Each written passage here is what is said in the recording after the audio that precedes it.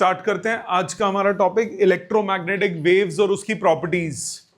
Last class में हमने Maxwell equations पढ़ी थी, मैक्सवेल की मॉडिफिकेशन। आज हम बात करेंगे इलेक्ट्रोमैग्नेटिक वेव्स की क्या क्या प्रॉपर्टीज होती हैं, होती क्या है वो, उन सब चीजों की।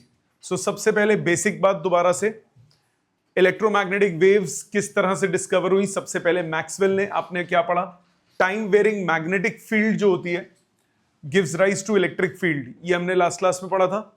Time varying magnetic field gives rise to electric field, ये कौन सा है, फैराडेज लॉज। मैग्नेटिक फील्ड में चेंज होता है मतलब मैग्नेटिक फ्लक्स में चेंज होता है तो इलेक्ट्रिक फील्ड इंड्यूस होती है।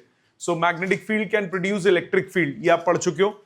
Maxwell proposed a modification in Ampere's law, जो हमने लास्ट क्लास में डिटेल पढ़ी थी कि टाइम वेरिंग इलेक्ट्रिक फील्ड क्या प्रोड्यूस करती है, मैग्नेटिक फील्ड। ये हमने लास्ट क्लास में डिटेल में पढ़ा था। This gives you new way to create magnetic field. Original way कौन सा था मैग्नेटिक फील्ड को क्रिएट करने का, आपके पास या तो बार मैग्नेट हो या फिर करंट कैरिंग कंडक्टर हो। तो हमने क्या पढ़ा कि अगर इलेक्ट्रिक फील्ड यानी इलेक्ट्रिक फ्लक्स में चेंज होता है तब भी मैग्नेटिक फील्ड प्रोड्यूस हो जाती है, जिससे हमने एक वर्चुअल करंट का नाम लिया था जिसका नाम क्या था, डिस्प्लेसमेंट करंट। इससे इलेक्ट्रोमैग्नेटिज्म और एक सिमेट्री कंडीशन हमारे पास आ गई थी। सिमेट्री कंडीशन क्या है, Faraday's laws of electromagnetic induction, a time varying magnetic field is a source of changing electric field. On the basis of theoretical studies, Maxwell ने क्या बोला, time varying electric field is a source of changing magnetic field. This means the change in either of the field produces the other field.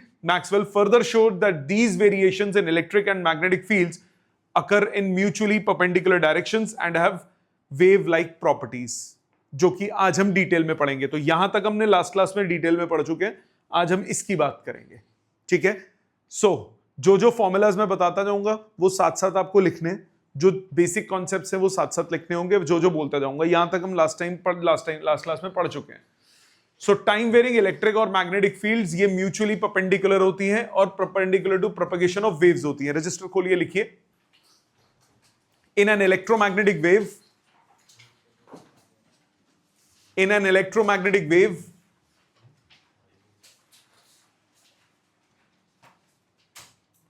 time varying electric field and magnetic field move in mutually perpendicular directions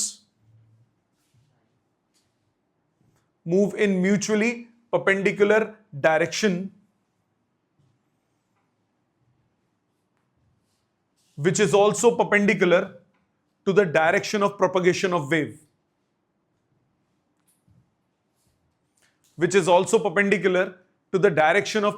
of wave, मतलब सामने देखिए, wave चल रही है positive X axis की तरफ, सामने ध्यान दीजिए, वेव चल रही है पॉजिटिव एक्स एक्सिस की तरफ, इलेक्ट्रिक फील्ड वेरी करेगी वाई एक्सिस के अलोंग, मैग्नेटिक फील्ड वेरी करेगी जेड एक्सिस के अलोंग। दोबारा, वेव चल रही है along X axis, variation of electric field is along y axis, variation of magnetic field is along z axis, ठीक है। ये होता है इलेक्ट्रोमैग्नेटिक वेव में, जो कि आपको यहां दिख रहा है। वेव चल रही है along x axis, electric field very कर रही है y axis के along और magnetic field mutually perpendicular z axis के along, ठीक है। ये होती है कंप्लीट एक electromagnetic wave.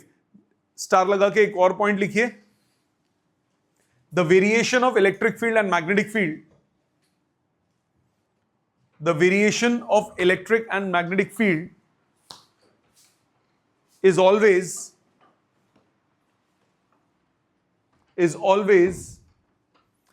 in the same phase. Electric field और मैग्नेटिक फील्ड में वेरिएशन होता है और वो वेरिएशन हमेशा किस में होता है, सेम फेज में होता है। मतलब इलेक्ट्रिक फील्ड और मैग्नेटिक फील्ड हमेशा सेम फेज में होगी, मतलब इलेक्ट्रिक फील्ड अपनी मैक्सिमम वैल्यू पे होगी तो मैग्नेटिक फील्ड भी तब अपनी मैक्सिमम वैल्यू पे होगी। आप ऑब्जर्व कर सकते हो, दोनों एक साथ इस पॉइंट पे आ रही हैं और दोनों एक साथ मैक्सिमम वैल्यू पे हैं और दोनों एक साथ मिनिमम वैल्यू पे हैं।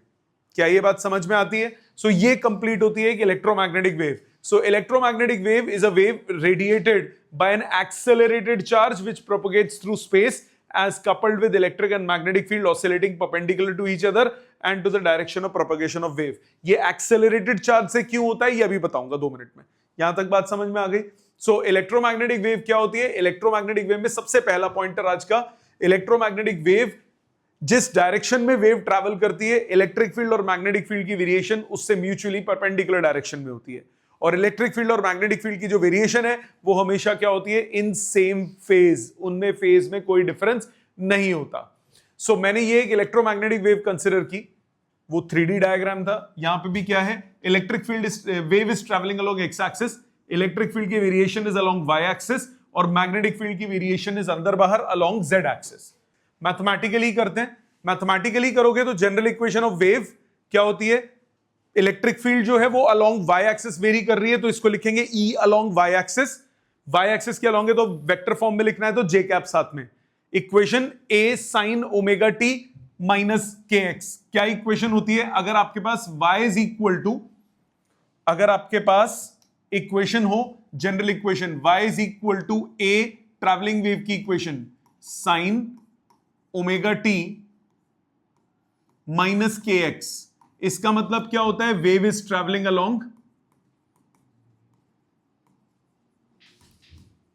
Along positive X axis. अगर प्लस के एक्स हो तो इसका मतलब क्या होता है, wave is travelling along negative x axis. अब जनरल इक्वेशंस देखो कैसे करोगे, इलेक्ट्रिक फील्ड का एक्सप्रेशन तुम्हारे पास है E is equal to E naught sine omega T minus K X. इसमें ओमेगा क्या होता है, एंगुलर फ्रीक्वेंसी, ओमेगा है एंगुलर फ्रीक्वेंसी, के होता है एंगुलर वेव नंबर, इसकी वैल्यू होती है 2 pi by lambda. Angular frequency कितना होता है, 2 पाई इंटू फ्रीक्वेंसी या 2 पाई बाय टी। तो अब आप मल्टीपल फॉर्म्स में इसकी इक्वेशन लिख सकते हो। पहला E naught sine 2 pi by T into T minus 2 pi by lambda into X. 2 pi common लो, E naught sine 2 pi common T by T minus X by lambda, T by T minus X by lambda. दूसरी form 1 by T को frequency, E naught sine 2 pi T into frequency minus X by lambda. ये ज्यादा use नहीं होती। कौन सी ज्यादा use होती है, अगर मैं लैम्डा कॉमन ले लूं, 2 पाई बाय लैम्डा साइन था, sine 2 pi by lambda, lambda first वाले के पास नहीं था, इसके पास लैम्डा था, कॉमन निकल गया, इसमें लैम्डा से मल्टीप्लाई करना पड़ेगा, lambda T by T minus X, तो ये फॉर्म बनती है E naught sine 2 pi by lambda V T minus X. तो ये मल्टीपल फॉर्म्स हो गई जिसमें आप इलेक्ट्रिक फील्ड को एक्सप्रेशन को लिख सकते हो। इसमें ज्यादा यूज कौन सी होती है, सबसे ज्यादा ये वाली फॉर्म यूज होगी, दूसरी आपकी ये वाली फॉर्म ज्यादा यूज होगी, और तीसरी ये वेलोसिटी वाली फॉर्म यूज होगी। ये तीन फॉर्म सबसे ज्यादा यूज होती हैं। ठीक है, ध्यान क्या रखना है, क्योंकि इलेक्ट्रिक फील्ड का वेरिएशन अलोंग वाई एक्सिस है, क्योंकि इलेक्ट्रिक फील्ड का वेरिएशन अलोंग वाई एक्सिस है, तो इसको ई वाई लिखना है और साथ में जे कैप आ जाएगा, क्योंकि हमें वेक्टर फॉर्म लगानी है। ठीक है, ये हो गया इलेक्ट्रिक फील्ड का एक्सप्रेशन। सो इलेक्ट्रिक फील्ड के यही सब चीज लिखी है कि के क्या होता है और इलेक्ट्रिक फील्ड का वेरिएशन क्या है। अब इलेक्ट्रिक फील्ड का वेरिएशन अलोंग वाई एक्सिस है, इसका मतलब along Z axis and along X axis electric field का वेरिएशन क्या होगा, 0। ये वेरी नहीं करेगी। क्या ये समझ में आता है? ऑनलाइन सबको यहां तक क्लियर है? Yes, sir. पहले ये एक्सप्रेशंस लिख लो सारे, ये काम आएंगे। ये एक्सप्रेशन लिख लीजिए पहले, समझ में आ गया सबको? नेक्स्ट, अब ये electric field along Y axis vary कर रही है, वेव ट्रैवल कर रही है अलोंग एक्स एक्सिस, तो मैग्नेटिक फील्ड कहां वेरी करेगी, अलोंग जेड एक्सिस करेगी कि नहीं? तो मैग्नेटिक फील्ड की अगर आप वेरिएशन देखोगे तो वो हो जाएगी अलोंग जेड एक्सिस। तो एक्सप्रेशन सिमिलर है, बीजेड के कैप, और देखो फेज सेम रहेगा। ये क्या है, ये है फेज, तो फेज हमेशा क्या है, सेम। इलेक्ट्रिक फील्ड का जो फेज था वो भी यही था, omega T minus K X. Magnetic field का जो फेज होगा वो भी यही होगा, omega T minus K X. बाकी एक्सप्रेशन भी वैसे ही, 2 पाई कॉमन लिया, फ्रीक्वेंसी की टर्म्स में आ गया। ये क्या है, फ्रीक्वेंसी और 2 pi T by T minus X by lambda. बाकी फॉर्म सिमिलर है। अब मैग्नेटिक फील्ड अलोंग एक्स और अलोंग वाई एक्सिस के अलोंग क्या हो जाएगी? जीरो। इलेक्ट्रिक फील्ड कहां जीरो हो रही थी? अलोंग एक्स और जेड। मैग्नेटिक फील्ड कहां जीरो होगी? अलोंग वाई और एक्स। इसकी वेरिएशन कहां है? Along Z axis. तो साथ में आया के कैप। क्या यहां तक बात समझ में आती है? सो फेज सेम है, ई नॉट ये है, बी नॉट ये है। अब दोनों का इलेक्ट्रिक फील्ड और मैग्नेटिक फील्ड का फेज सेम है, दोनों की फ्रीक्वेंसी सेम है, दोनों की वेवलेंथ सेम है, बट दोनों का एम्पलीट्यूड डिफरेंट होगा। स्टार लगा के लिखिए पॉइंट। मैग्नेटिक फील्ड का पहले एक्सप्रेशन लिख लीजिए, B is equal to B naught Z, sorry B is equal to B Z K cap, मतलब B naught sine omega T minus K X K cap. बाकी आगे लिखने की जरूरत नहीं है, वो सब आगे का सेम ही है। B is equal to B naught sine omega T minus K X K cap. लिख लिया? स्टार लगा के पॉइंट लिखिए। Electric field and magnetic field, electric field and magnetic field are always in same phase in an electromagnetic wave, are always in same phase in electromagnetic wave. Also they have same frequency, they have same frequency, wavelength and time period, wavelength and time period, but their amplitudes are different, but their amplitudes are different. क्या क्या same होता है? Phase same होता है, frequency same होती है, time period same होता है, वेवलेंथ सेम होती है, बट फर्क क्या हो जाता है? एम्पलीट्यूड। एम्पलीट्यूड का रिलेशन क्या है? लिखिए, their amplitudes are related by an equation, by an expression. Their amplitudes are related by an expression.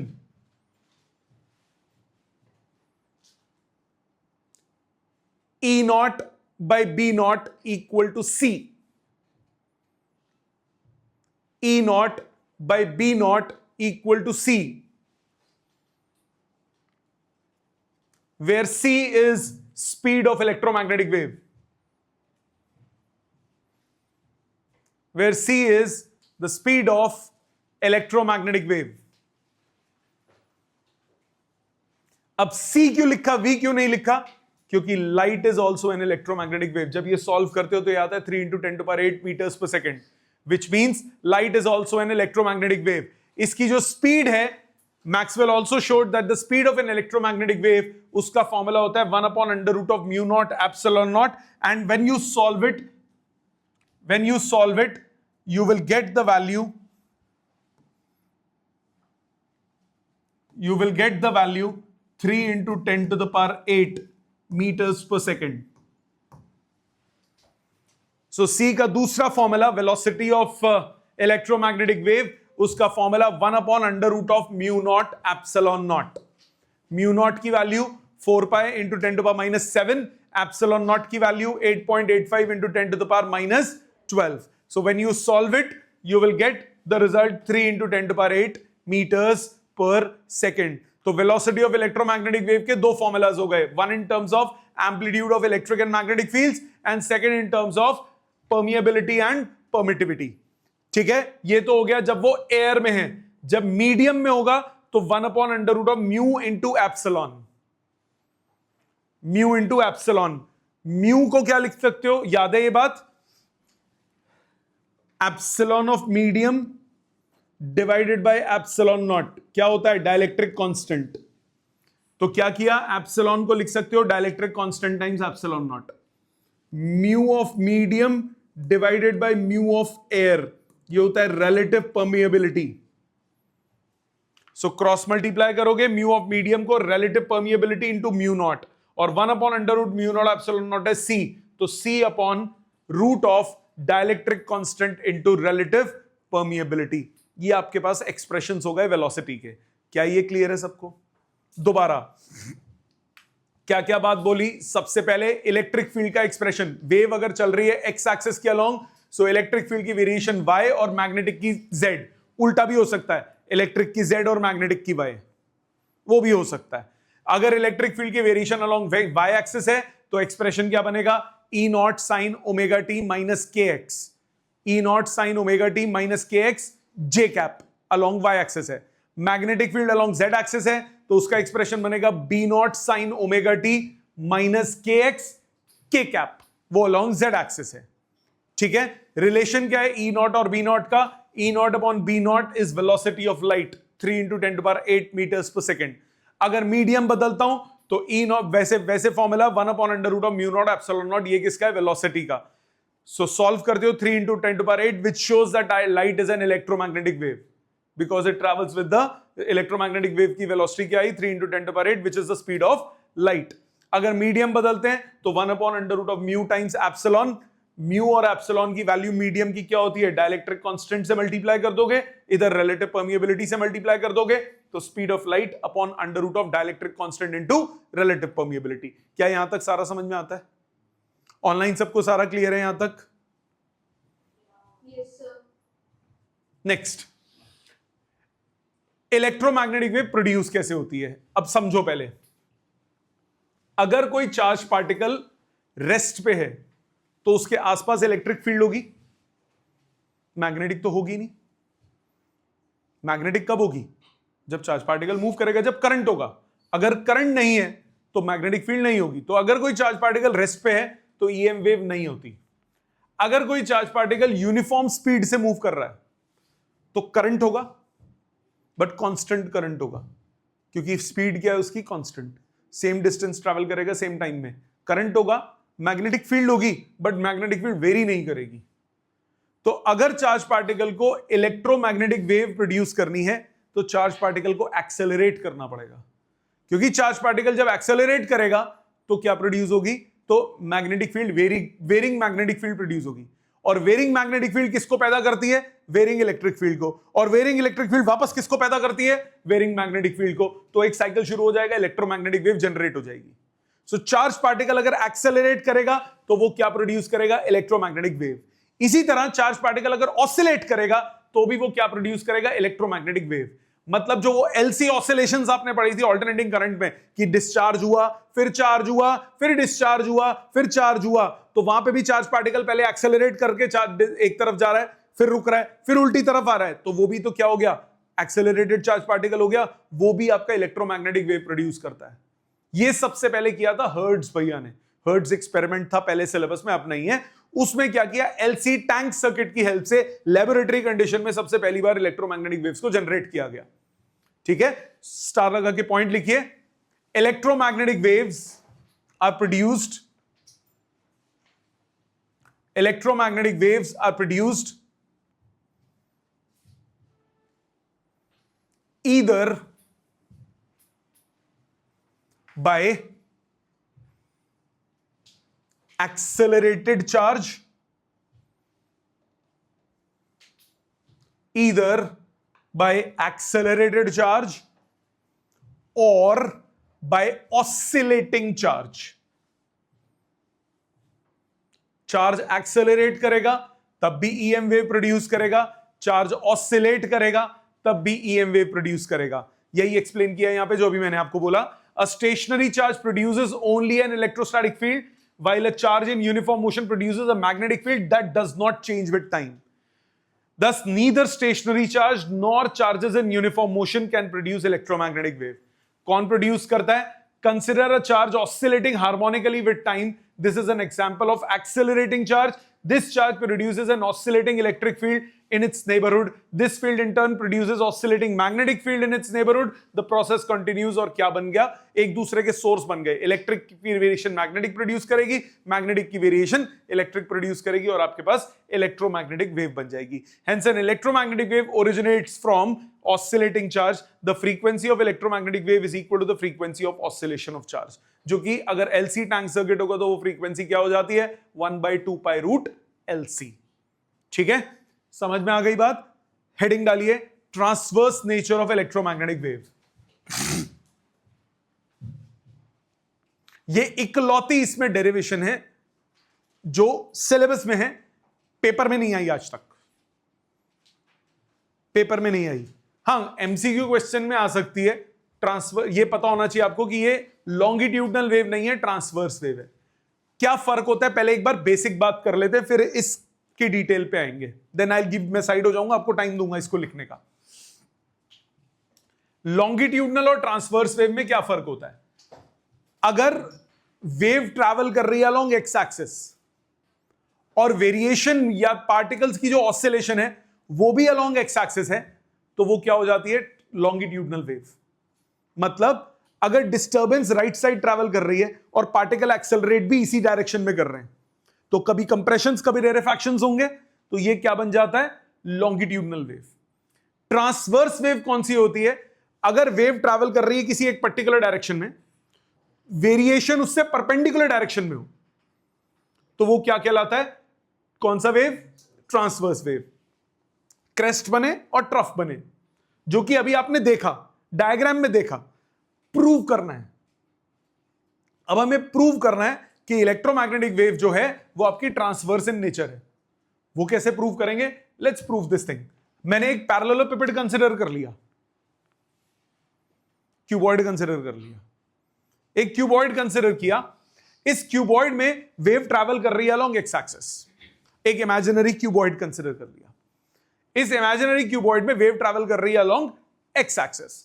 अगर वेव ट्रैवल कर रही है अलोंग एक्स एक्सिस तो क्या होगा? एक क्लोज सरफेस कंसीडर किया, अंदर इस सरफेस के अंदर कोई चार्ज एनक्लोज नहीं है, तो गॉस थ्योरम अगर लगाऊं तो इंटीग्रल ई डॉट डीएस इस पूरे सरफेस से क्या होगा? 0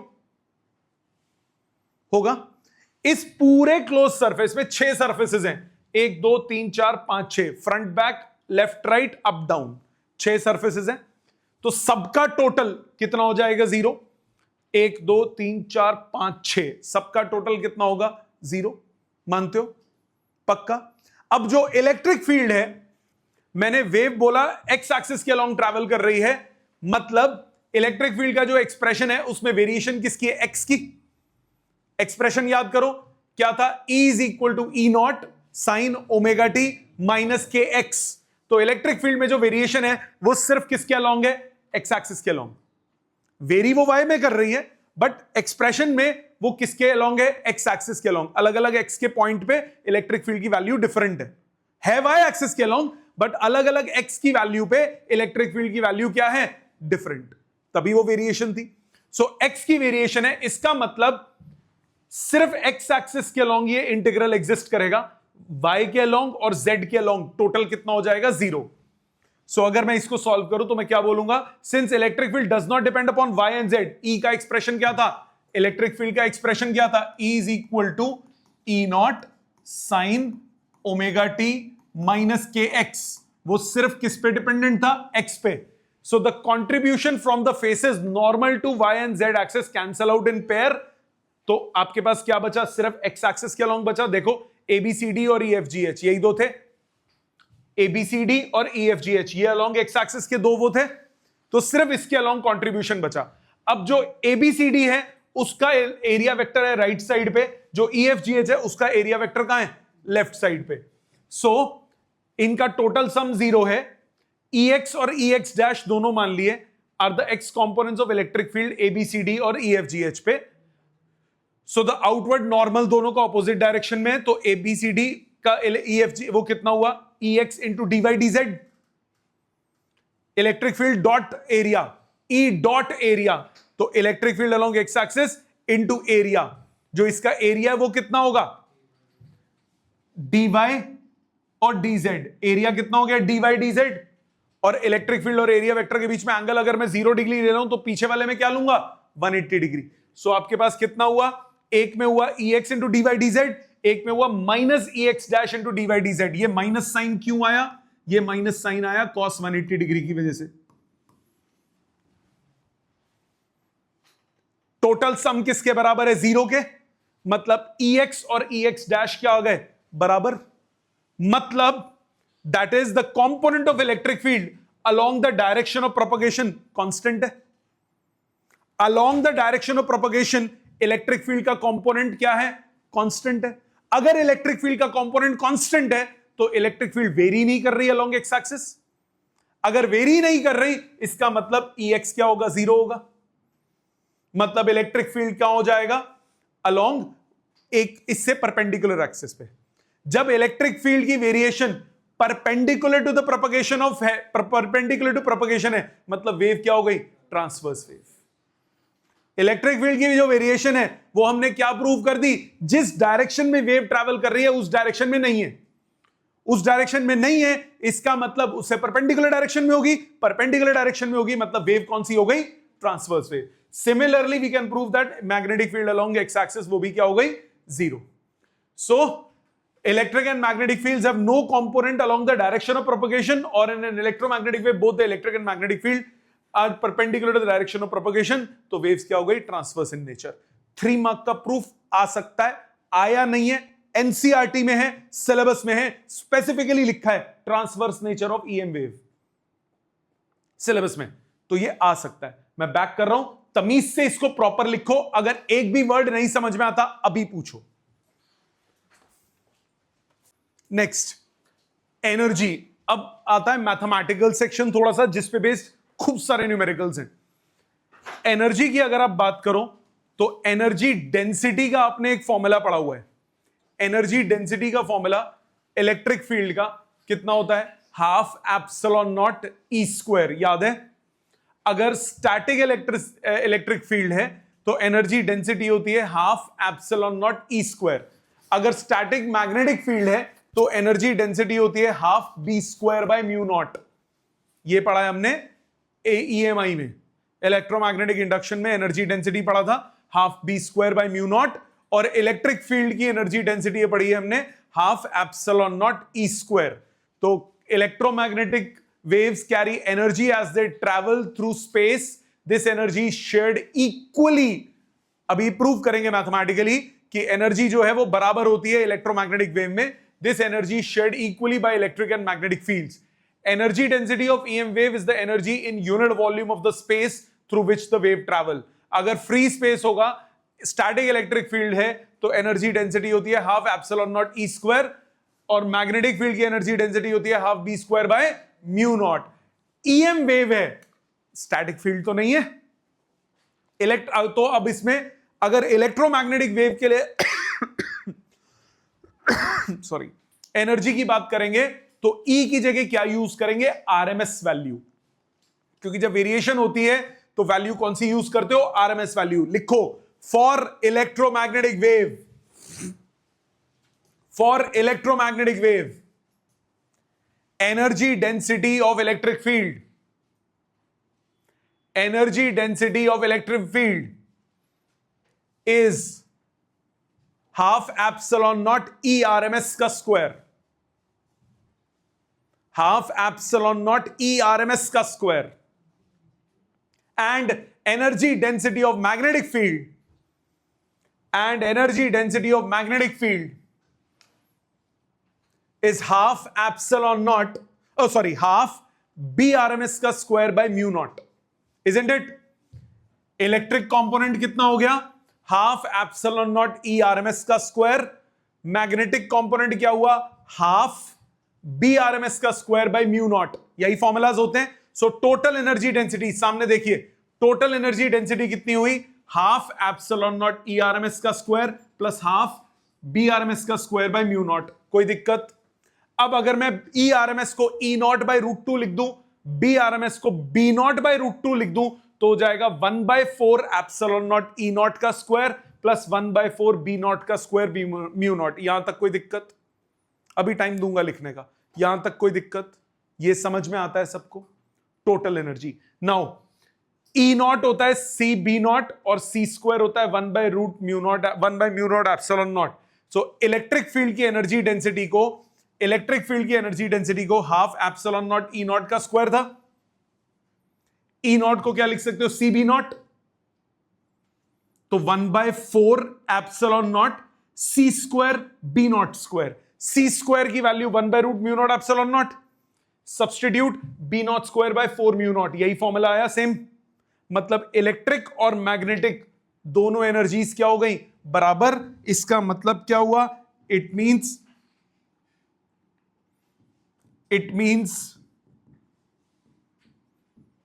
energy of EM wave is equally shared between electric and magnetic fields. ठीक है, अब एक बात सुनो, अगर ये दोनों टर्म्स हैं और ये दोनों बराबर हैं तो टोटल क्या होगा? किसी एक का डबल। टोटल क्या हो जाएगा? किसी एक का डबल। तो आपके पास total energy of electromagnetic wave जो होगी वो होगी half epsilon not E not का स्क्वायर। इसका डबल, इसका डबल क्या हुआ? Half epsilon not E not का स्क्वायर, या फिर epsilon naught into E R M S का स्क्वायर। क्या ये समझ में आया?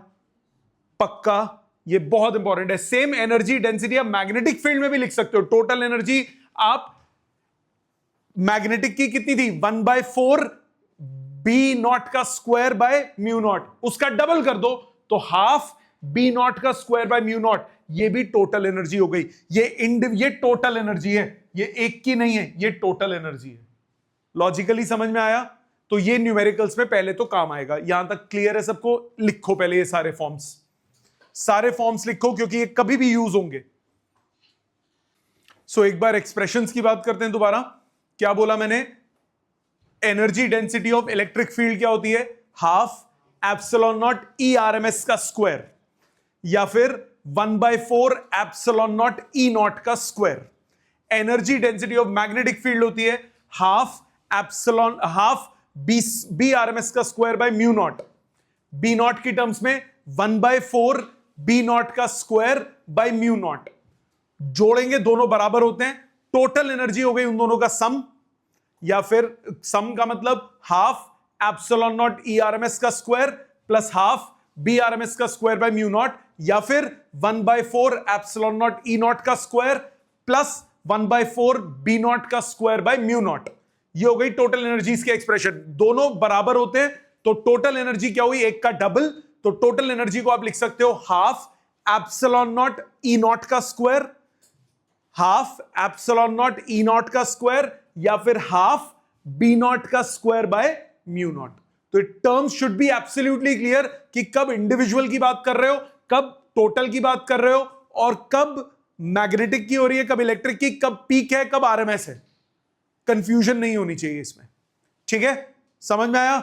आगे के एक्सप्रेशंस कौन कौन से? नेक्स्ट कंसेप्ट समझने के लिए, नेक्स्ट का नाम है रिकी पॉइंटिंग।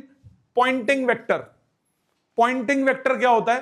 पॉइंटिंग वेक्टर एक है, व्हेन इलेक्ट्रोमैग्नेटिक वेव प्रोपोगेट करती है एक डायरेक्शन में तो वो एनर्जी ट्रांसपोर्ट करती है। When electromagnetic wave propagate they transport energy. The energy transported by electromagnetic wave per second per unit area is represented by a vector quantity. उसको हम क्या नाम देते हैं? Poynting vector. पॉइंटिंग वेक्टर का फॉर्मूला होता है S vector is equal to E cross H. E electric field, H क्या है? एच क्या है? Magnetising intensity, chapter number 5। E क्या है? Magnetising intensity. ई इलेक्ट्रिक फील्ड और एच क्या है? ई इज इलेक्ट्रिक फील्ड और एच क्या है? Magnetising intensity. इसका फॉर्मूला क्या होता है? B is equal to mu naught times H. याद है? B is equal to mu naught times H. तो H कितना हुआ? B by mu naught. तो पॉइंटिंग वेक्टर का फॉर्मूला हुआ 1 by mu naught E cross B। Poynting vector का जो मैग्नीट्यूड होता है, प्लीज बेटे लिखने का टाइम दूंगा, समझने वाली चीजें अब सारी। पॉइंटिंग वेक्टर का जो मैग्नीट्यूड होता है, पॉइंटिंग वेक्टर का जो मैग्नीट्यूड होता है उसको हम नाम देते हैं इंटेंसिटी या फिर flux density of EM wave. Intensity बोलो या फ्लक्स डेंसिटी, मतलब energy per second per unit area, वो क्या हो जाता है? इंटेंसिटी या फिर flux density. So it is defined as energy crossing per second per unit area of a surface held perpendicular to the direction of propagation of EM wave. I से denote करते हैं पॉइंटिंग वेक्टर का magnitude होगा, मतलब 1/μ0 into ई cross B. ये क्या हो जाता है? इंटेंसिटी। यहां तक समझ में आया? अब आ जाते हैं इसके खेल पे। इसका खेल कैसा? इलेक्ट्रिक फील्ड और मैग्नेटिक फील्ड आपस में क्या होते हैं? ईएम वेव में म्यूचुअली परपेंडिकुलर। तो थीटा कितना हुआ? 90। तो ई क्रॉस बी का मैग्नीट्यूड क्या होगा? E into B into cos 90, oh sorry sine 90, cross product है। E into B into sine 90, तो कितना हुआ? 1/μ0 इंटू ई बी।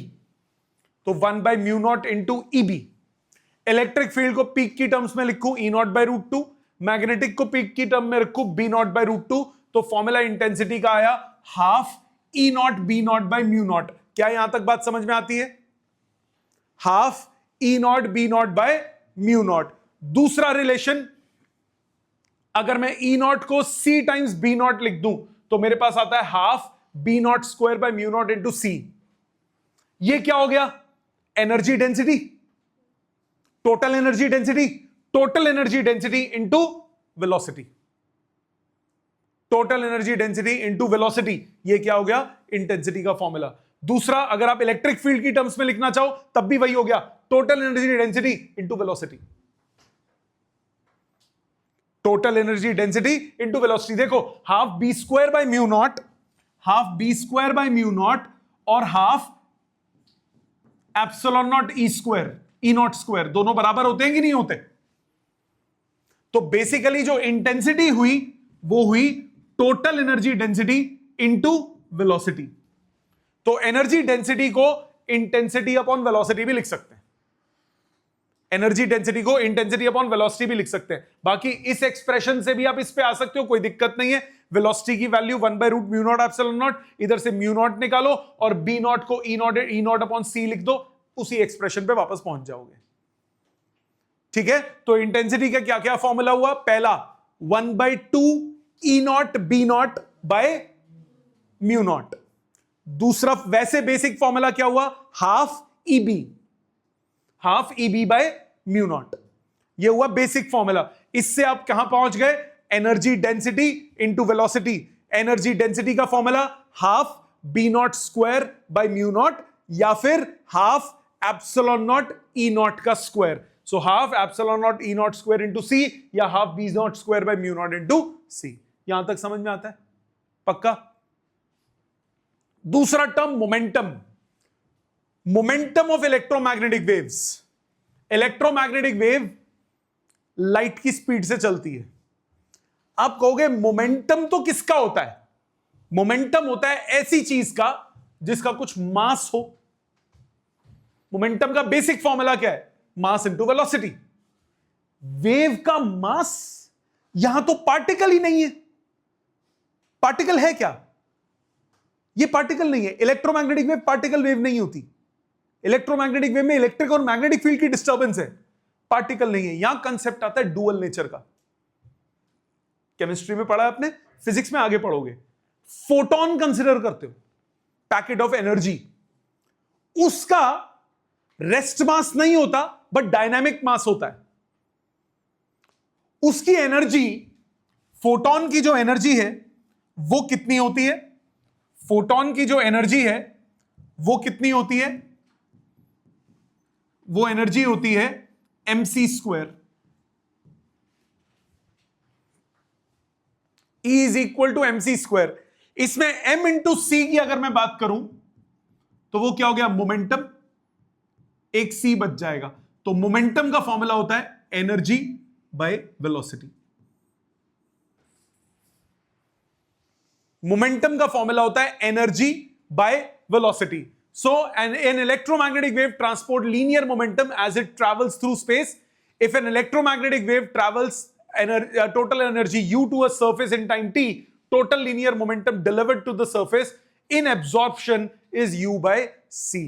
मतलब एक सरफेस पे अगर इलेक्ट्रोमैग्नेटिक वेव फॉल कर रही है तो वो कितना मोमेंटम उस सरफेस को ट्रांसफर करेगी, वो हो जाता है एनर्जी बाय वेलोसिटी, प्रोवाइडेड वो पूरी की पूरी ईएम वेव वो सरफेस क्या कर ले? एब्जॉर्ब कर ले।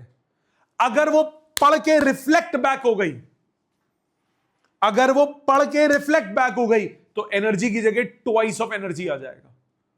Change in momentum. आने का मोमेंटम, वापस जाने का उसका नेगेटिव, तो चेंज कितना हुआ? डबल हुआ कि नहीं हुआ? सो अगर रिफ्लेक्टिंग सरफेस होगा तो एनर्जी, तो इसका फॉर्मूला क्या हो जाएगा? 2 एनर्जी बाय वेलोसिटी। क्या ये समझ में आती है बात? अभी ये सारे बैक करके आराम से फॉर्मूलाज लिखने दूंगा क्योंकि न्यूमेरिकल्स इसके बिना नहीं होंगे। सो एनर्जी बाय वेलोसिटी, ये किसका फॉर्मूला हुआ? मोमेंटम का, फॉर सरफेस जो कि पूरी तरह क्या कर ले? एब्जॉर्ब। अगर परफेक्टली रिफ्लेक्टिंग सरफेस है तो कितना हो जाएगा? Twice of energy by velocity. ये किसके फॉर्मूलाज हैं? मोमेंटम के। अगले हैं प्रेशर के। प्रेशर का क्या फॉर्मूला होगा? अब देखो, मोमेंटम लग रहा है, टकरा के वापस आ रही है, टकरा रही है, मतलब वो सरफेस पे क्या लगाएगी? प्रेशर लगाएगी कि नहीं लगाएगी? इस प्रेशर को हम कई बार नाम दे देते हैं रेडिएशन प्रेशर। इसको क्या नाम देते हैं? Radiation pressure. इस रेडिएशन प्रेशर की वजह से कॉमेट्स जो होते हैं उनमें जो वो है वो दूर जाते हैं सन रेज से, क्योंकि सन की जो रेज जब उस पर पड़ती है ईएम वेव, तो कॉमेट के जो टेल्स हैं उन पे प्रेशर लगता है दूर की तरफ, तो वो अवे फ्रॉम द सन उसका इफेक्ट होता है। उसको बोलते हैं रेडिएशन प्रेशर या pressure due to EM waves. कैसे? ध्यान दो, पहली बात फोर्स की बात करते हैं। प्रेशर क्या होता है? Force upon area. अगर मैं फोर्स की बात करूं, फोर्स होता है मोमेंटम अपॉन टाइम। यस और no? F is equal to dp by dt। F is equal to dp by dt, momentum upon time. Momentum अभी आपने क्या पढ़ा? Energy upon velocity. So energy upon velocity into time, ये हो गया किसका? Force का एक्सप्रेशन। इसको अगर मैं एरिया से डिवाइड कर दूं तो मेरे पास क्या आएगा? प्रेशर। इसको अगर मैं एरिया से डिवाइड कर दूं तो प्रेशर कितना आएगा? प्रेशर हो जाएगा फोर्स अपॉन एरिया। फोर्स कितना? U अपॉन सी इंटू एरिया इंटू टी हो गया। Energy per second per unit area, ये क्या था? सॉरी, टी को मैंने हाईलाइट करना था, गलत को कर दिया। ये है energy upon area into velocity into t. यही हुआ कि नहीं हुआ? फोर्स क्या है? U upon c t. U upon c t और एरिया से divide. So energy per second per unit area क्या होता है? इंटेंसिटी। तो इंटेंसिटी अपॉन वेलोसिटी क्या हुआ? रेडिएशन प्रेशर का formula. So it is because of the radiation pressure of the solar radiation that the tails of the comet points away from sun. क्योंकि sun की जो रेज आएंगी वो comet की tales को क्या करेंगी? धक्का देंगी, अवे, प्रेशर लगाएंगी, तो इसीलिए उसको दूर करते हैं। यहां तक बात समझ में आती है? तो सारे फॉर्मूलाज याद होने चाहिए, न्यूमेरिकल्स नहीं हो पाएंगे नहीं तो। एक बार रिकैप करें फॉर्मूलाज। इंटेंसिटी का क्या था? एक मिनट, रिकैप अभी आ जाएगा। यहां तक बात समझ में आ गई? सबसे पहले पॉइंटिंग वेक्टर पढ़ा था। पॉइंटिंग वेक्टर क्या होता है? Half E cross B. तो हाफ नहीं, E cross B, E cross H. तो उसका फॉर्मूला क्या आया? E cross B divided by mu nought. Magnitude कितना हुआ? मैग्नीट्यूड क्या कहलाता है? क्या कहलाता है? नाम क्या उसका? इंटेंसिटी या फिर फ्लक्स डेंसिटी। इंटेंसिटी बोलो या फ्लक्स डेंसिटी। उसका फॉर्मूला क्या बना? ठीक है, सबको याद है फॉर्मूला? फिर उसका वैल्यू क्या आई थी? Energy multiplied by velocity. Energy density multiplied by velocity. तो half B nought square by mu nought into C, या half epsilon not E not का स्क्वायर इंटू सी। याद है ये बात? इसके बाद क्या चीज पढ़ी? प्रेशर पढ़ा, क्या पढ़ा था? मोमेंटम। मोमेंटम का formula energy by speed, energy by velocity. Reflecting surface के लिए ट्वाइस।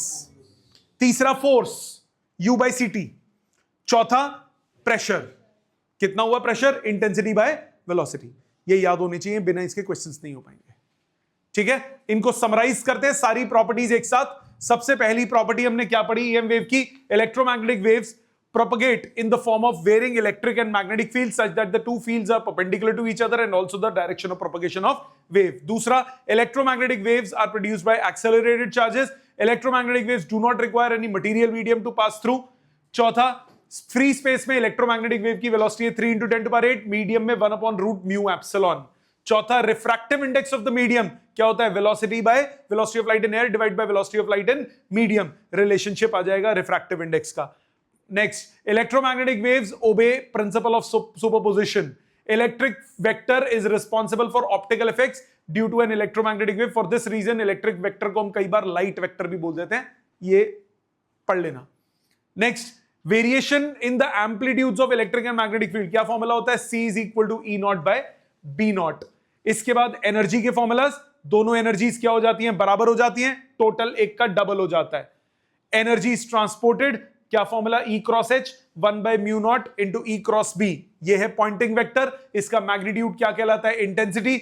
U बाई C क्या हो जाता है? मोमेंटम। और इंटेंसिटी का फॉर्मूला ये रहा।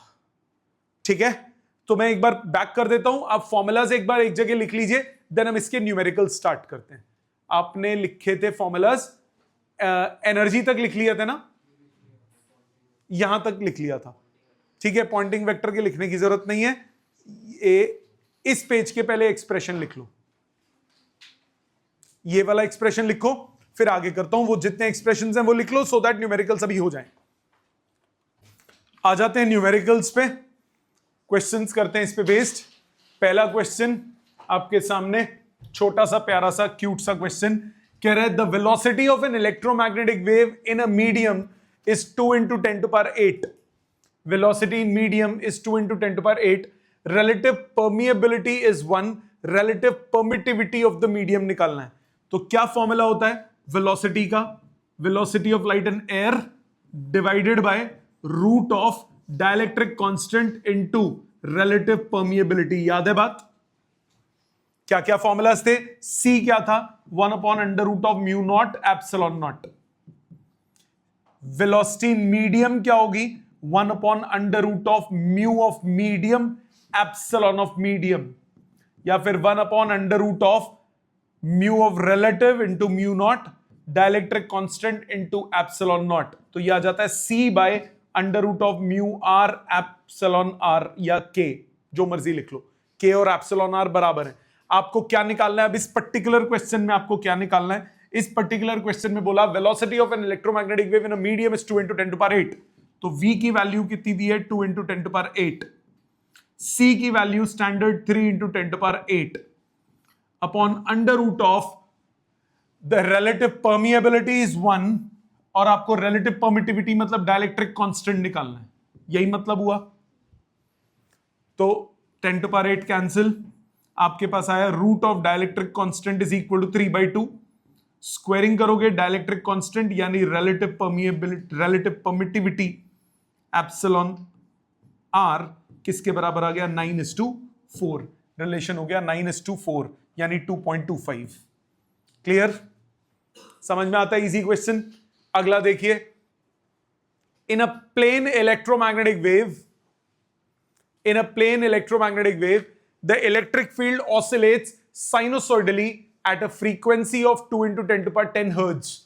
Amplitude इतना, frequency दी है 2 × 10⁻10 hertz. इलेक्ट्रिक फील्ड का एम्पलीट्यूड E नॉट आपको दे दिया 48 volt per metre. Amplitude of electric field, magnetic field निकालना है, फ्रीक्वेंसी का कोई काम ही नहीं है।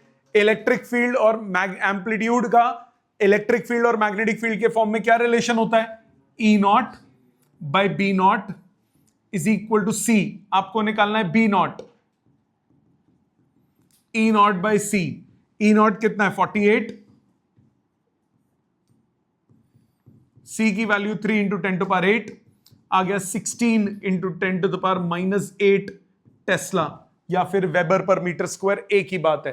तो 16 × 10⁻⁸ टेस्ला या फिर weber per metre square. Got it? Next,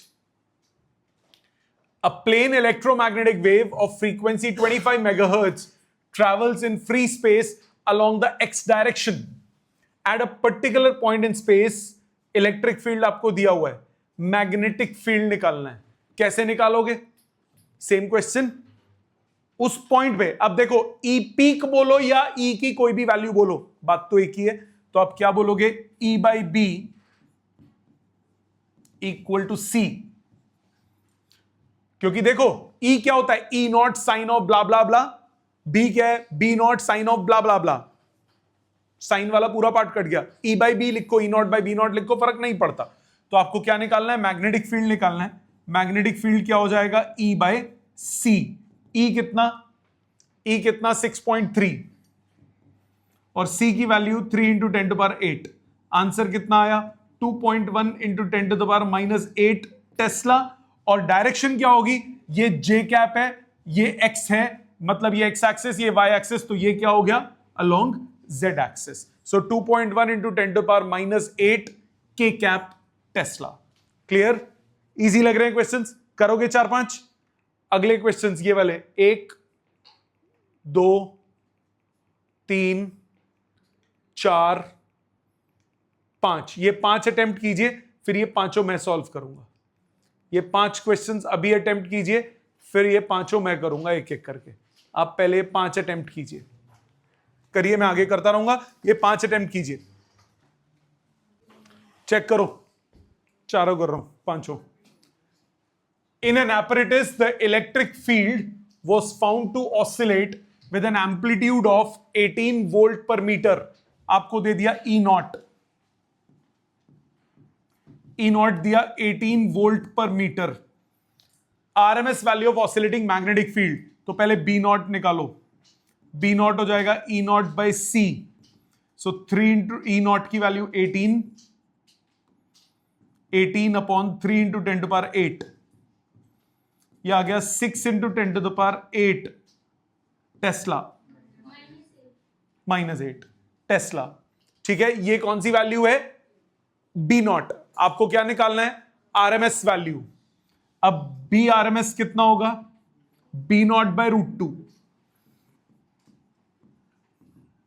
so 3√2 into 10⁻⁻8 tesla. So 3 into 1.41 into 10⁻⁻8 tesla. So ये आ गया 12, 4.23 इंटू 10⁻⁻8 टेस्ला। ठीक है, अगला, light with energy flux. Energy flux का क्या मतलब? एनर्जी फ्लक्स का मतलब इंटेंसिटी। आप यूनिट से भी सोच सकते हो। यूनिट देखो, वॉट पर सेंटीमीटर स्क्वायर। वॉट पर सेंटीमीटर स्क्वायर। वॉट क्या होता है? वॉट क्या होता है? पावर। पावर क्या होता है? Work upon time. Energy per second, तो ये energy per second per unit area, मतलब आपको इंटेंसिटी दिया हुआ है। बट इंटरेस्टिंगली ना ही ये एसआई यूनिट्स में है, ना ये सीजीएस में, क्योंकि ये वॉट तो एसआई में हो गया और ये सेंटीमीटर स्क्वायर है, तो कन्वर्जन करनी पड़ेगी। Falls on a non reflecting surface of इतना नहीं करनी पड़ेगी, क्योंकि एरिया भी इतना ही दिया हुआ है सेंटीमीटर स्क्वायर में। सो अगर मैं इसको एरिया से मल्टीप्लाई कर दूं तो सेंटीमीटर स्क्वायर वाला पार्ट कट जाएगा, क्या बचेगा? एनर्जी बचेगा। सो एनर्जी का फॉर्म वैल्यू कितनी आ गई? एनर्जी हो गई 18 वॉट पर centimetre square multiplied by 20 centimetre square. Centimetre square उड़ गया, यूनिट कन्वर्जन नहीं करनी पड़ी, आपके पास आया 360 वॉट। ये एनर्जी पर सेकेंड हो गया 360 वॉट। मोमेंटम आपको निकालना है, मोमेंटम निकालना है, तो एनर्जी निकालो सबसे पहले। ये एनर्जी पर सेकेंड है, सो टोटल एनर्जी कितना हुआ? 360 इंटू टाइम। टाइम कितना है? 30 मिनट्स। 30 इंटू 60, इतना जूल्स। ये आ गई एनर्जी। मोमेंटम का फॉर्मूला क्या पढ़ा आपने? एनर्जी अपॉन वेलोसिटी, यही पढ़ा मोमेंटम का फॉर्मूला। सो मोमेंटम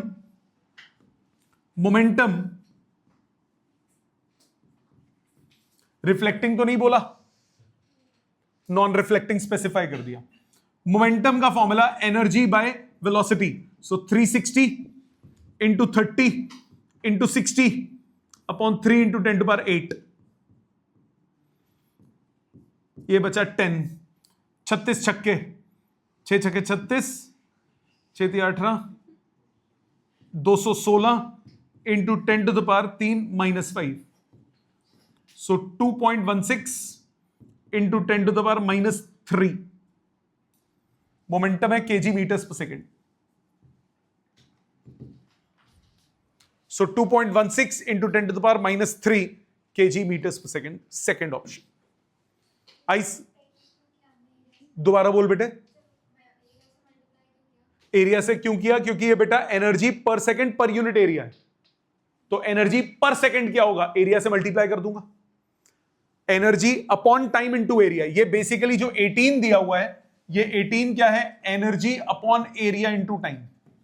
इंटेंसिटी का यही मतलब होता है ना, ठीक है। तो एरिया से मल्टीप्लाई करा, एनर्जी पर सेकंड आया, फिर टाइम से मल्टीप्लाई किया, एनर्जी आ गई, एनर्जी को वेलोसिटी से डिवाइड किया, मेरे पास मोमेंटम आ गया, ठीक है। Next, light with energy flux 18 watt per centimeter square is incident on a mirror of side 2 centimeter by 2 centimeter normally. The force experienced by it and the momentum delivered in 1 minute. तो momentum तो निकाल सकते हो, momentum तो निकाल सकते हो, momentum निकाल सकते हो, मोमेंटम अपॉन टाइम करोगे फोर्स भी आ जाएगा, ठीक है ना। तो पहली चीज फ्लक्स डेंसिटी, फिर से क्या दे दिया बेटे, सामने ध्यान दे, फिर से क्या दे दिया? Energy per second per unit area. सो एनर्जी पर सेकंड कितना हुआ? एनर्जी पर सेकंड मतलब पावर कितना हुआ?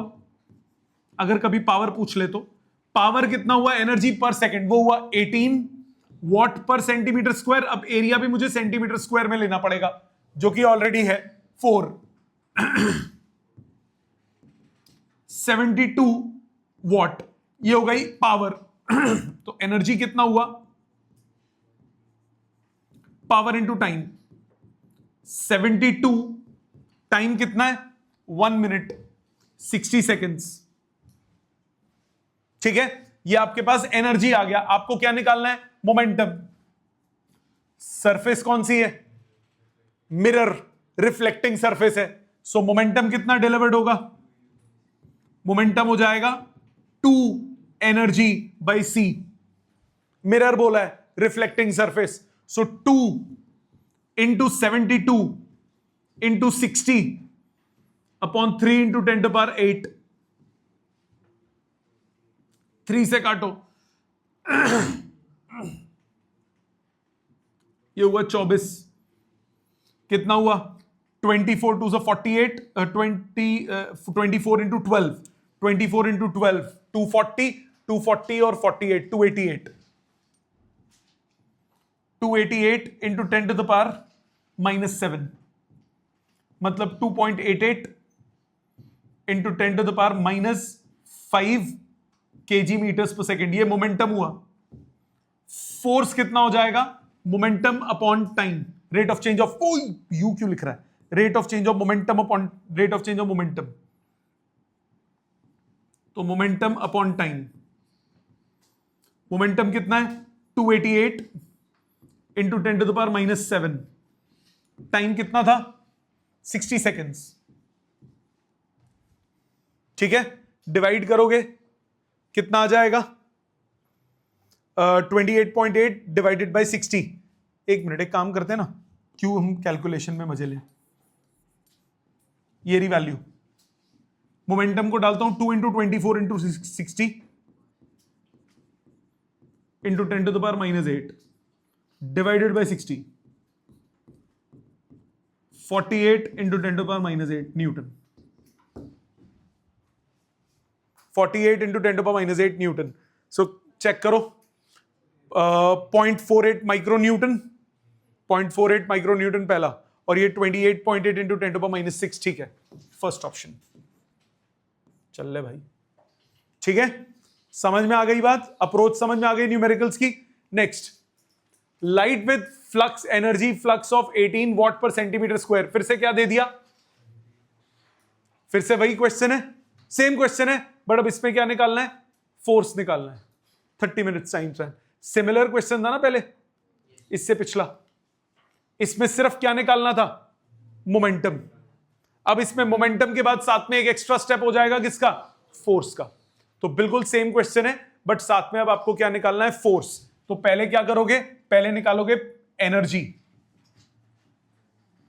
एनर्जी हो गया 18 इंटू 20 इंटू टाइम।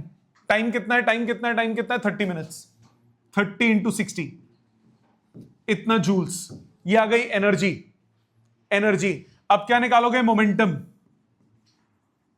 मोमेंटम कौन सा है? नॉन रिफ्लेक्टिंग सरफेस है, 18 into 20 into 30 into 60 upon 3 into 10⁸ इतना केजी मीटर्स पर सेकेंड। आपको क्या निकालना है? फोर्स। फोर्स होता है मोमेंटम अपॉन टाइम।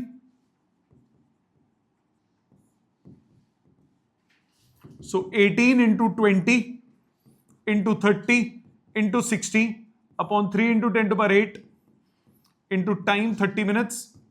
30 इंटू 60 ये उड़ गए, ये 6 दूनी 12 120 इंटू 10⁻⁻8 मतलब 1.2 माइक्रो न्यूटन। समझ में आई बात? Next, light with energy flux of इतना is incident on a well polished metal square plate of side 2 centimetre. Force experience, polished surface है, क्या होगा? रिफ्लेक्टिंग। ठीक है, सो सबसे पहले क्या निकालोगे? सबसे पहले निकालोगे एनर्जी, निकालना क्या? फोर्स निकालना है। अब यहां टाइम नहीं दिया हुआ तो टाइम को टी ले लो। फोर्स जब निकालते हो तो टाइम तो कट ही जाता है ना। तो ये कितना हुआ? एनर्जी कितना हुआ? 36। ये हो गया पावर। पावर निकालोगे 36 into area, metal square plate of side 2 centimetre, तो ये हो गया 4 सेंटीमीटर स्क्वायर। सेंटीमीटर स्क्वायर से सेंटीमीटर स्क्वायर कट गया, ये आ गया energy per second into time, ये हो गया एनर्जी। सो मोमेंटम डिलीवर्ड कितना हुआ? मोमेंटम यहां पे क्या लोगे? 2u/c। So 2 into 36 into 4 into T by C, बाद में वैल्यू पुट करेंगे। सो फोर्स कितना हुआ? Momentum upon time. आपके पास आंसर आया 2 इंटू 36 इंटू 4 अपॉन 3 इंटू 10⁸ 12 अट्ठे 96, 96 into 10⁻⁻8 Newton.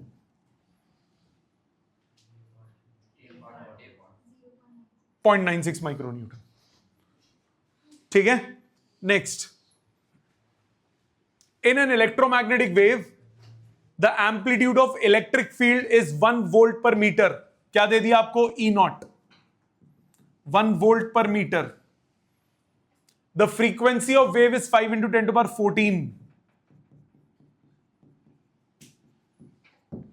The wave is propagating along Z axis.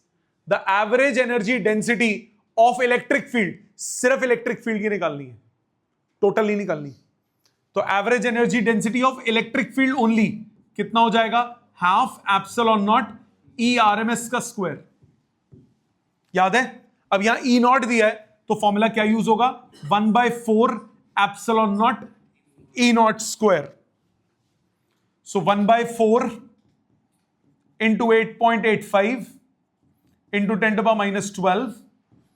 E0 का स्क्वायर मींस 1 का स्क्वायर, तो ये आपके पास आ गया 2.21 into 10⁻⁻12, 2.21 into 10⁻⁻12 joule per metre cube. ठीक है, next, RMS values of electric field in a plane electromagnetic wave is इतना। Average energy density of electric field and average energy and total average energy density. Electric field की निकालोगे, उसका double करोगे, total आ जाएगी। So electric field की energy density, ये value कौन सी दी है? RMS दिया है, हाफ एप्सिलॉन नॉट E_RMS का square. So half into 8.85 into 10⁻⁻12, E_RMS की वैल्यू 314। पाई की टर्म्स में आंसर तो नहीं है? पक्का इतना ही बड़ी वैल्यू है एवरेज एनर्जी डेंसिटी। ठीक है भाई, क्या करूं? 314 का स्क्वायर, एक मिनट, पाई स्क्वायर ही हो गया ना, उसको हम 10 ले लेते थे ना, हमेशा 10 ले लेते हैं, अप्रोक्सीमेट आंसर ले लेंगे। ये आ गया 4.42 इंटू 10⁻, ये हुआ 100 पाई, ये 100 पाई हुआ ना, मतलब 10 टू पावर 4 और पाई स्क्वायर 1, 10 टू पावर 5, ये होगा 10 टू पावर -7। सो टोटल कितना आ गया 8.84 into 10 to the power -7। So approximate ढूंढो 4.3 और इसका डबल ये रहा। ठीक है, समझ में आ गई बात। Next, intensity of television broadcast station is इतना volt per metre dash and the wavelength is dash. Intensity निकालनी है और वेवलेंथ निकालनी है, इंटेंसिटी और वेवलेंथ। अब इसमें लास्ट क्वेश्चन है ये हो गया ई नॉट, ये क्या हो गया ओमेगा। यस और नो, ये स्टैंडर्ड वैल्यूज हैं। सबसे पहले आपको क्या निकालना है, इंटेंसिटी। इंटेंसिटी कितना होगा बताओ, इंटेंसिटी का फॉर्मूला बोलो। इंटेंसिटी का formula half epsilon not E not का square into C. Intensity energy, total energy density half epsilon not E not का square into C. So half epsilon naught की value 8.85 into 10 to power -12, E not का square ये हो गया 64 into 10 to power 4 into 3 into 10 to power 8। 8 4 12, 12 12 उड़ गया, कितना आया, ये 2 से काटो 32। सो 8.85 इंटू 96 वॉट पर मीटर स्क्वायर। 8.85 इंटू 96, ठीक है, 850 के आसपास आ रहा है। मतलब इन दोनों में से एक आंसर है। यहां तक बात समझ में आई। दूसरी चीज क्या निकालनी है, आपको वेवलेंथ निकालना है। वेवलेंथ कैसे निकालोगे, ओमेगा आपको पता है, ओमेगा ये है 10 टू पावर 9। ओमेगा होता है 2 पाई इंटू फ्रीक्वेंसी। फ्रीक्वेंसी हो गया 10 टू पावर 9 बाई 2 पाई। पाई की टर्म्स में रिजल्ट है, रुक जाना अभी। अब v is equal to nu lambda, याद है रिलेशन। फ्रीक्वेंसी क्या होगा, वेलोसिटी बाय वेवलेंथ। तो c by lambda is 10 to power 9 upon 2 pi. तो वेवलेंथ कितना हुआ, c into 2 pi by 10 to power 9। c कितना है 3 into 10 to power 8 into 2 pi by 10 to power 9। कितना हुआ 0.6 पाई मीटर्स। सो 0.6 पाई मीटर्स। समझ में आ गई बात, क्लियर। सो ये था आपका, नहीं एक दो और है, सॉरी सॉरी सॉरी, मेरे को लगा ये लास्ट था, कोई बात नहीं, छोटा सा है, एक दो और होंगे बस। सन डिलीवर्स, ऐसे नहीं, सन डिलीवर्स, एक सूर्य देवता है, वो डिलीवरी कर रहे हैं 10 टू पावर 3 वॉट पर मीटर स्क्वायर। ये क्या हो गया बिना यूनिट के, ये क्या हो गई इंटेंसिटी। यूनिट्स देखो, intensity of magnetic flux incident on a electromagnetic flux incident on a roof of dimension इतना। पावर निकालना है क्या करोगे, पावर क्या हो जाएगा 10 टू पावर 3 इंटू एरिया 160, खत्म। पावर ही तो निकालना है, एरिया से सिंपली मल्टीप्लाई करो। आंसर कितना आया 1.6 into 10 to the power 5 watt, third option. ठीक है, सो ये था आपका ईएम वेव्स के प्रॉपर्टीज, उसके क्वेश्चंस, उसके फॉर्मूलाज। अगला एक टॉपिक बचा है, वो है इलेक्ट्रोमैग्नेटिक स्पेक्ट्रम, वो लर्निंग वाला है, वो हम अगली क्लास में करेंगे। Thank you very much.